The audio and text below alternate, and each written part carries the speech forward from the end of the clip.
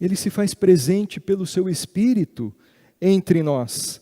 E aquilo deveria gerar um senso de consolação naqueles homens, naquelas mulheres, naquele público original, naquelas igrejas da Ásia Menor que estavam naquele tempo atravessando um momento de tribulação terrível, havia perseguição, era um tempo de incertezas, era um tempo de medos, eram tempos de tribulações para aquelas igrejas da Ásia Menor. Não era fácil ser um cristão naquele tempo, e essa verdade de que Jesus não abandonou o seu povo não está nesse mundo sem a presença do Senhor, não está nesse mundo deixado à sua própria sorte, cada um por si. Não, o seu povo tem a presença do seu Senhor. E Ele pode cuidar de nós. Ele pode nos levar em segurança para o céu. Ele pode nos fazer perseverar. Ele pode derramar a sua graça sobre nós. Ele ouve as nossas orações.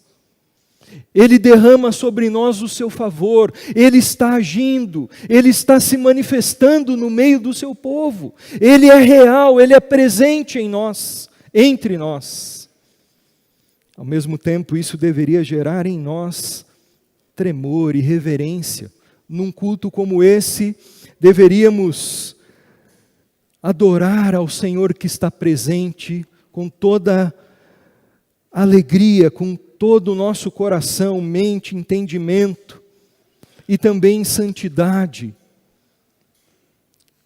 oferecendo a Ele um louvor agradável ao seu nome.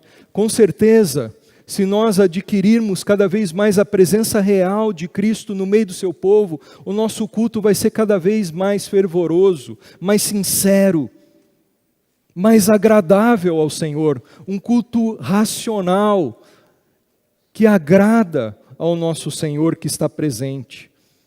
Andaríamos mais, daríamos menos, sairíamos menos, estaríamos mais atentos, estaremos mais reverentes à sua voz, à sua presença.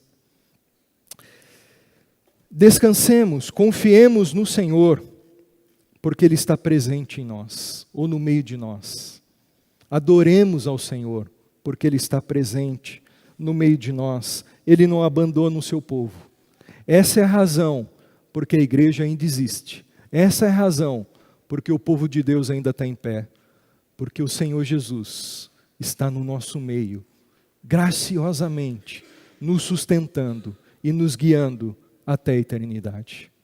Ele nos faz perseverar. Ele cuida de nós. Ele é o nosso bom pastor, mas Ele está andando também como um supervisor, e é isso que nós encontramos aqui nessas igrejas, nessas cartas, vendo como anda também a vida do seu povo, e aprovando a atitude de alguns, e reprovando outras atitudes, não para fazer com que os reprovados sejam excluídos da presença dEle, mas para nos corrigir, e nos trazer de volta para o plano do Evangelho, da santificação que Ele tem para nós. Nós vemos aí que o Senhor Jesus Cristo, que anda no meio das igrejas, que está presente em nós, você veio aqui com essa consciência, está nesse lugar com essa consciência. A presença mais importante aqui é do Senhor Jesus Cristo. Ele olha para nós, olha para o nosso coração, Ele espera receber o nosso culto. Esse Senhor que está entre nós, Ele diz para nós: eu conheço as obras de vocês. Conheço as obras de vocês. O fato de Jesus andar e estar conosco e ser onisciente, o livro de Apocalipse, no capítulo 1, apresenta o Senhor Jesus Cristo como aquele que tem olhos como de chama de fogo, que é uma simbologia sobre a onisciência e a santidade de Jesus. Ele conhece todas as coisas, e Ele está presente sempre no seu povo, Ele sabe da nossa vida, Ele conhece as nossas obras, e Ele julga com retidão. O Senhor Jesus Cristo não é como nós julgamos muitas vezes pela aparência. Nós falamos assim, eu conheço essa pessoa, ela é assim, assim, assado. E a gente julga através da nossa percepção sobre a pessoa. O Senhor Jesus Cristo não, Ele conhece. Ele pode dizer, verdadeiramente eu conheço vocês, as obras de vocês. E o que Ele conhecia sobre aquela igreja? Nós vamos ver que algumas coisas que Ele conhecia sobre aquela igreja, Ele aprovou, Ele elogiou. E outras coisas Ele reprovou e chamou para o arrependimento. Essa é a estrutura que vai guiar todas as cartas. O Senhor investiga o seu povo, está no meio do seu povo, aprova algumas coisas, mas também chama a sua igreja ao arrependimento em áreas que precisam de arrependimento. E aqui o Senhor faz o primeiro elogio nessa carta para essa igreja. Eu conheço as obras de vocês. E ele conhecia que aquela era uma igreja elogiável nas boas obras.